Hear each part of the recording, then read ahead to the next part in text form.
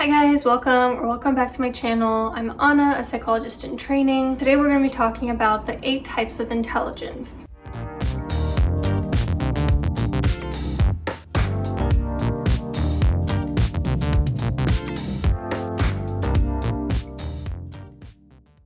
The 8 types of intelligence, or the multiple intelligence theory, was created by a Harvard psychologist named Howard Gardner. And before I get into what the 8 types of intelligence per Gardner actually are, I do have to mention that there is some criticism to this theory. When we talk about intelligence, the current school of thought is that intelligence refers to something called G factor, which is G stands for general intelligence. So this idea that we all have sort of one overall type of intelligence, one broad mental capacity that influences how we do in different areas. The most widely used one is the IQ test, also called the FSIQ. The FSIQ score has a lot of research in terms of being predictive of future occupational and academic success, and this idea that it correlates to one broad G factor type of intelligence. And so unfortunately that's part of the criticism of Gardner's model, is that it doesn't really align with one G factor. His critics argue that these 8 types of intelligence are not actually indicative of intelligence, but rather certain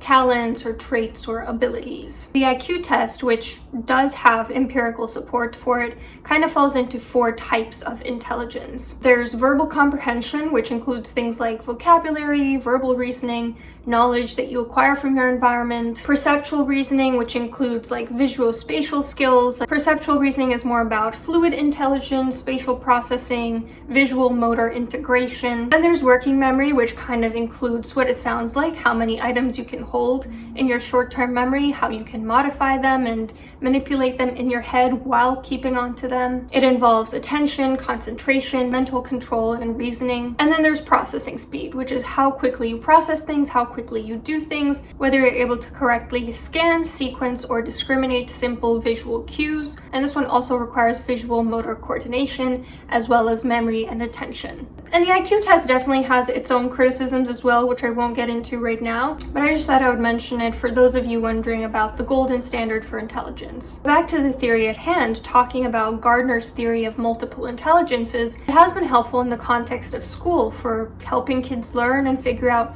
what it is that they're good at. And although it doesn't quite correlate with a G factor like the IQ test does, I would argue that some of the things within the IQ test I personally don't really see as intelligence. Like when I think of intelligence, I think of how much you know things, how skillfully you can navigate different environments. I don't really think about like visuospatial stuff or how quickly you can do things to determine intelligence, but that's just me. So the first category of the multiple intelligence theory is the spatial intelligence. So for example, my partner and I recently moved into this new place, and I've noticed that I'm not great at spatial intelligence where it concerns like modifying things in my head, figuring out how to do furniture based on instructions. That doesn't come very naturally to me, very much does come more naturally to him. But on the other hand, I'm better at sort of identifying cues in the environment. I'm better at like figuring out where to put stuff and how to like locate a set of missing keys, for example. People who are good at spatial intelligence have good visual and spatial judgment, kind of what it sounds like. They might draw for fun, they're good at puzzles, they recognize patterns, and they interpret visuals well. Then there's bodily kinesthetic intelligence. So this one involves things like physical movement and motor control. Think like Serena Williams, athletes, dancers, etc. People with high bodily kinesthetic intelligence are skilled at sports, they're excellent physical coordinators, they remember by doing, not by hearing or seeing. Then there's also musical intelligence, which I think is pretty self-explanatory. People who are high in musical intelligence are talented musically. They can keep a good rhythm, they can compose music, they can play an instrument, all that stuff. So think like Beethoven, who couldn't even hear towards the end of his life, but could still compose beautiful symphonies. I've also heard people who have worked with Lady Gaga, for example, say that she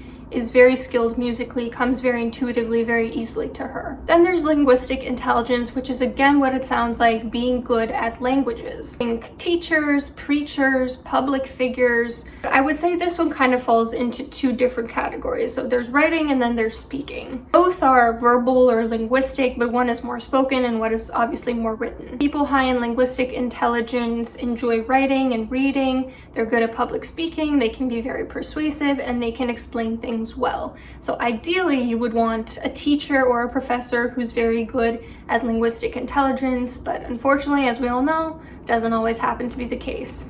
Then there is logical mathematical intelligence. Think researchers, mathematicians, engineers. People are good at analyzing problems, at mathematical operations, they solve problems fast, they understand complex computations, they like thinking about abstract ideas and so forth. Then there's also interpersonal intelligence. This one you can kind of think of as like street smarts, maybe PR agents, politicians, diplomats.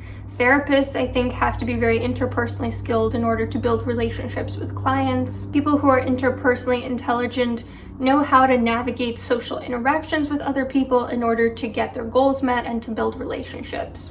They have strong emotional intelligence skills, they create healthy relationships, and they're good at solving conflicts. So there's interpersonal intelligence, but there's also intrapersonal intelligence within yourself, the ability to sort of introspect and figure out what's going on with you personally. Again, I think therapists are good at intrapersonal intelligence because they're good at sort of digging within themselves and also digging within other people's intrapersonal psyches. I think spiritual people can be very good at this. It can really be anyone of any career though. Anyone can be intrapersonally skilled, anyone can be introspective, can be self-reflective, can understand themselves within any career. These people are what we might refer to as insightful at the intrapersonal level. Like you can have insightful in terms of seeing patterns in the world, but you can have insightful in terms of self-insight. These people understand their own strengths and weaknesses, they're highly self-aware, and they're sensitive to their own feelings. And lastly, there is naturalistic intelligence, which honestly I never would have thought of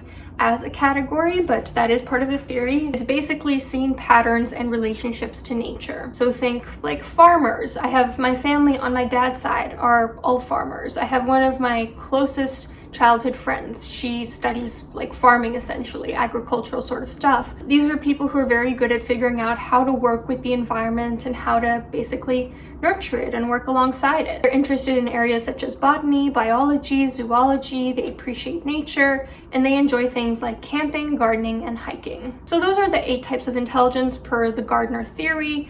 You know, like I mentioned, it doesn't really correlate to one G factor, but I have to wonder, like, does it have to? I kind of struggle with this idea that there is one overall measure of intelligence that we all have. I think it would make sense that we're all good at different things. We all have different skills. And sure, someone can be higher or lower in terms of like all these categories overall, but why do we have to measure things like that when we could instead just measure different categories that people are better or worse at? Which of these 8 intelligence do you feel like you are the best or the worst at? I would really love to hear. I'm curious if there's like a certain type of audience member that I have here who has like certain skills and certain weaknesses. So put that in the comments below. Don't forget to hit subscribe if you haven't already, and I'll see you in a few days.